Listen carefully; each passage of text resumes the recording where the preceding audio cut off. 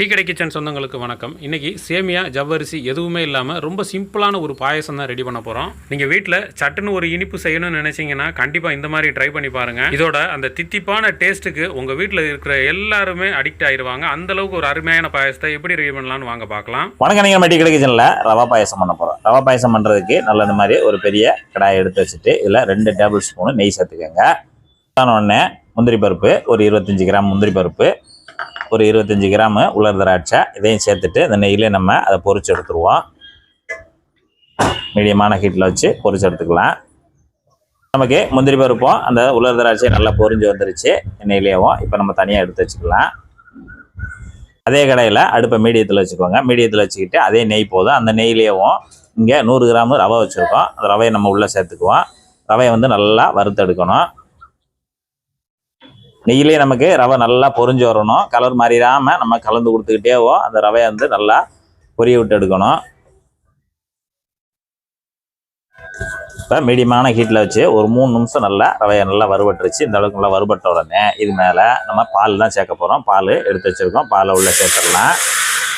பால் நம்ம பாக்கெட் பால் தான் வாங்கியிருக்கோம். பாக்கெட் பால் 1/2 லிட்டர் நல்லா திக்கான பால் 1/2 லிட்டர் வாங்கிட்டு அதில் 1/2 லிட்டர் தண்ணி சேர்த்து கலந்து வச்சுருக்கோம்.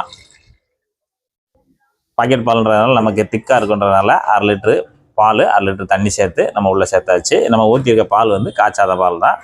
அப்படி நம்ம சாதாரண பச்சை பால் தான் ஊற்றிருக்கோம். நீங்கள் காய்ச்சி வச்சுருந்தா கூட அதை சேர்க்கணுன்னா கூட சேர்த்துக்கலாம். இப்போ நல்லா பாலை ஊற்றிட்டு நல்லா கலந்து விட்டுக்கிட்டே இருங்க. நல்லா பால் சூடாகி வரட்டும். இப்போ நமக்கு பால் நல்லா சூடாகி நல்லா வந்துக்கிட்டு இருக்கு. நம்ம அப்பப்போ கலந்து விட்டுக்கிட்டே இருக்கணும். நல்லா கலந்து விட்டுகிட்டே இருங்க. அந்த பால்லே ரவை நல்லா வெந்து வரணும். அது வரைக்கும் நம்ம கலந்து விட்டுட்டே இருக்கணும். ரொம்பவும் கெட்டி பால் வேண்டாம். நமக்கு பாயசம் தான் பண்ண போகிறோம். அதனால் கொஞ்சம் நம்ம சொன்ன அளவுகளில் சேர்த்துக்கிட்டிங்கன்னா சரியாக இருக்கும். இப்போ பால் சேர்த்துட்டு நமக்கு 5 நிமிஷம் ஆச்சு. 5 நிமிஷம் நல்லா கலந்து விட்டு ரவை நமக்கு நல்லா பால்லே வந்துக்கிட்டு இருக்கு. இப்போ நம்ம இதுக்கு தேவையான இனிப்பு சேர்க்கணும். இப்போ இதுக்கு தேவையான ஜீனி பார்த்தீங்கன்னா நம்ம ஒரு 200 கிராம் எடுத்து வச்சுருக்கோம். அதை நம்ம உள்ளே சேர்த்துக்கலாம். சேர்த்துட்டு நல்லா கலந்து விடுங்க. அந்த ஜீனி நல்லா கரைஞ்சி வரட்டும். நமக்கு அந்த ரவை நல்லா ஒரு 5 நிமிஷம் வெந்த பிறகு தான் அந்த இடத்துல ஜீனி சேர்க்கணும். முன்னுக்கூடியே சேர்க்க வேண்டாம்.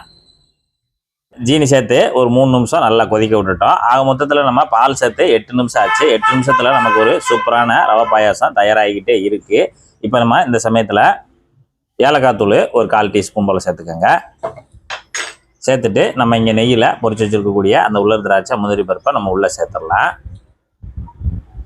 சேர்த்துட்டு கலந்து கொடுங்க. இப்போ நமக்கு ஒரு சூப்பரான ஒரு ரவை பாயாசம் ஒரு 10 நிமிஷத்தில் அருமையாக தயாராகிடுச்சு. அவ்வளோதான். இப்போ நம்ம ஸ்டவ் ஆஃப் பண்ணிவிட்டு இறக்கிட்டு அப்படியே நம்ம டம்ளரில் ஊற்றி குடிக்கலாம். நல்லா அருமையாக இருக்கும். பார்த்தீங்கன்னா அந்த ரவை பாயாசம் அந்த ரவை பார்த்தீங்கன்னா இப்படி இருக்கும். ரவை நல்லா வெந்து அப்படியேவும் ரொம்பவும் கெட்டியாக இருந்துடக்கூடாது, ரொம்பவும் தண்ணியாக இருந்துடக்கூடாது. இந்த மாதிரி நல்லா டம்ளரில் ஊற்றி குடிக்கிற அளவுக்கு இருக்கணும். அதான் நான் சரியாக இருக்கும். நம்ம சாப்பிட்டு பார்க்கலாம்.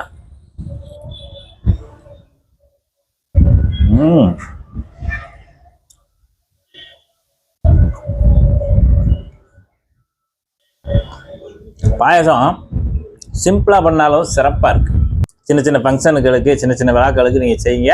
சட்டுன்னு செஞ்சிடலாம். இதே போல் இதே மெத்தடில் நீங்களும் செய்து சாப்பிட்டு பார்த்துட்டு எப்படி வந்தன்றதை கமெண்டில் சொல்லுங்கள். நன்றி.